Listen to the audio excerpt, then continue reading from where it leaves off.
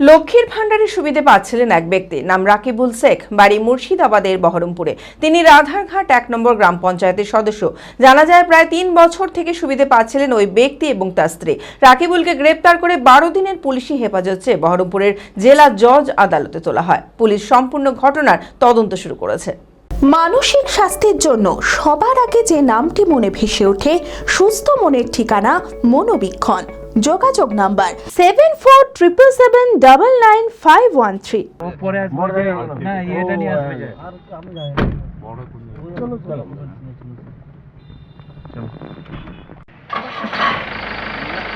প্রত্যেককে অন্নপূর্ণা ভাণ্ডারে form fill up করতে হবে, কারণ বেনো জল ঢুকেছে লক্ষ্মীর ভাণ্ডারে। এদিন সাংবাদিক বৈঠকে একেবারে প্রমাণ সহ দেখিয়ে দিলেন মুখ্যমন্ত্রী শুভেন্দু অধিকারী। একজন পুরুষের নাম নিয়ে দেখিয়ে দিলেন কিভাবে এত দিন ধরে তিনি লক্ষ্মীর ভাণ্ডারের সুবিধা নিচ্ছিলেন। তিনি রাকিবুল শেখ, তার নাম, ঠিকানা, বাড়ি সবই সামনে এনেছেন শুভেন্দু। রাকিবুলের বাড়ি মুর্শিদাবাদের বহরমপুরে। রাধারঘাট ১ নম্বর গ্রাম পঞ্চায়েতের সদস্য তিনি। শুধু তিনি নন, তার স্ত্রীও তার সঙ্গেই ২০২৩ সাল থেকে পেয়েছেন লক্ষ্মীর ভাণ্ডারের সুবিধা। দুজনই রয়েছেন এসআইআর এর বিচারাধীন তালিকায়, ফলে কেউই ভোট দিতে পারেননি। রাকিবুল হোটেল ব্যবসায়ী, যদিও এতদিন লক্ষ্মীর ভাণ্ডারে ভাতা নেওয়ায় কোনো ভুল দেখছেন না তিনি। তার সাফ কথা, বিগত সরকার দুর্নীতি সরকার ছিল, তাই আমরাও সুবিধা নিয়েছি। রাকিবুল জানান, তার নাম হয়তো জড়িয়ে গিয়েছে, কিন্তু যাচাই করলে দেখা যাবে ওই সরকারের আমলে প্রত্যেকে দুর্নীতি করেছে। কয়েকদিন থেকে ঢুকছে, কয়েক বছর থেকে, যাই হোক। তারপরে কিভাবে ঢুকছে আমি নিজেও জানতাম না। আমি বিডিও অফিসে গিয়েছিলাম, বিডিও অফিসে জানানোর পর কোনো রেসপন্স পাইনি আমি। হ্যাঁ, অফ করার জন্য গিয়েছিলাম, আমি বললো 2 দিন পর এসে গিয়েছিলাম, কোনো পাত্তা পাইনি আমি। কীভাবে ঢুকেছে আমি নিজেও জানি না, কীভাবে ঢুকেছে আমি নিজেও জানি না। অ্যাপ্লাই কীভাবে হয়েছে, অ্যাপ্লাই তাও জানি, আমি তো অ্যাপ্লাই করিনি। এর জন্য দায়ী প্রশাসন, সরকার আর কি। সরকার দেখতে পাচ্ছে না যে একটা ছেলের অ্যাকাউন্টে কীভাবে টাকা ঢুকছে, সেটাও যাচাই করা দরকার ছিল। এখন এই লক্ষ্মীর ভাণ্ডারটা দুর্নীতি হয়েছে বলে আমার কাছে এখন সবাই না, রাজনীতি লেভেলের সঙ্গে তো যুক্ত নেই আমি। এখন কী করে হলো জানে, হয়তো আশেপাশে দুশ্মন থাকতেও পারে। রাকিবুলকে গ্রেপ্তার করে ১২ দিনের পুলিশি হেফাজত চেয়ে বহরমপুর জেলা জজ আদালতে তোলা হয়। পুলিশ সম্পূর্ণ ঘটনার তদন্ত শুরু করেছে।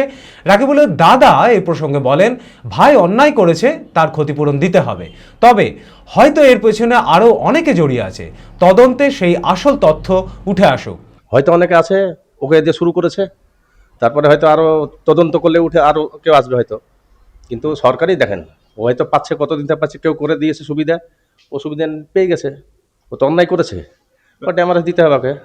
আসল তথ্য উঠে আসুক। আমাদের জঙ্গিপুরে আমার এই ছোটো ভাইয়ের ভাইরাজ, হয়তো কোনো লিঙ্কার হতে পারে, ও তো আর এই ডিপার্টমেন্টে কাজ করে না, কোনো পঞ্চায়েত বা কোনো ডিপার্টমেন্টে কাজ করে না, ও আলাদা ব্যবসা করে। যাই হোক, নামটা আমি জানি না। উপযুক্ত শাস্তি যে যিনারা বড় মাথা আছে তাদেরকে ধরে নিয়ে গিয়ে করুক। আমি এসব ব্যাপারে কিছু জানি না। আমার কেউ আত্মীয় নাই, ছেলের বাড়ি হচ্ছে উমরপুর, ওইটুকুই জানি। আমি বিয়েতেও যাইনি, ওদেরকে চিনিও না। আমি বলতে পারবো না বাবা, আমি বলতে পারবো না। ও কি আছে না আছে আমি বলতে পারবো না। হলে পরে সেরকম তদন্ত করবে, ওটা না করতে তো পারবে না। সরকার যা খুশি তাই করতে পারে। অভিযুক্ত রাকিবুলের আইনজীবী জয়দেব মণ্ডল বলেন, রাকিবুল এই কাজ করার জন্য একজনকে কাগজপত্র দিয়েছিল, সে এই কাজ করে দিয়েছিল। বহরমপুর থানার পুলিশ রাকিবুলকে জেরা করে জানতে পেরেছে সেই ব্যক্তির নাম মুস্তাফিজুর রহমান। তার বাড়ি রঘুনাথগঞ্জ থানার বারোয়াঘাট এলাকাতে। অ্যাকচুয়ালি ওর নামে যে টাকাটা আসতো লক্ষ্মী ভাণ্ডারে, ও কিছু কাগজপত্র কোনো একজনকে দিয়েছে, চার ফলে দিয়েছিল, সে কাজটা করে দিয়েছে। সেই লোকটার হদিস অ্যাকচুয়ালি আমরা নামও বলে দিয়েছি আমার ক্লায়েন্ট, এবং আমার ক্লায়েন্ট অনুতপ্ত, যদিও সে জানে না যে সঠিক টাকাটা এসছে, সেটাও জানে, কিন্তু ও এখন বর্তমানে অনুতপ্ত এবং ও চাইছে যে আমি পুরো টাকাটাই সুদ সমেত চাইলেও ফেরত দেবো দিয়ে। আর যারা করেছে এরপরে যদি কেউ করে থাকে আরও, তাদের তো ও জানে না, কিন্তু মূল যে করেছিল, ওকে যে করে দিয়েছে, তার নামটামগুলো মানে এর মধ্যে উনি আয়োকে থানাতে বলে দিয়েছে। দেখা যাক কি হচ্ছে। তবে এ খানিকটা নির্দোষ আমি বলবো না, কিন্তু যা করে ফেলেছে, পাপ চক্রে একটা ঘটনা ঘটিয়ে ফেলেছে।